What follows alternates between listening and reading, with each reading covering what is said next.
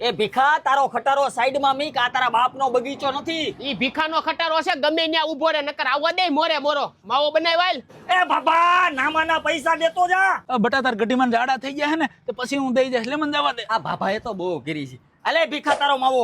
ભીખો નહીં, ભીખુ કાકા કેતો જા. બટા એક બીડી પાતો.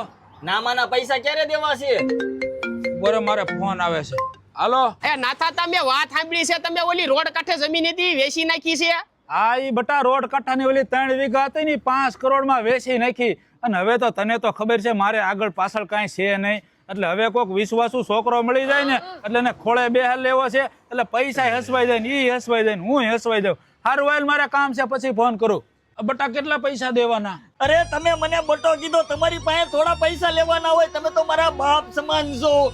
અને આમ જો બાપા આજ પછી બીડી પીધી તો મારા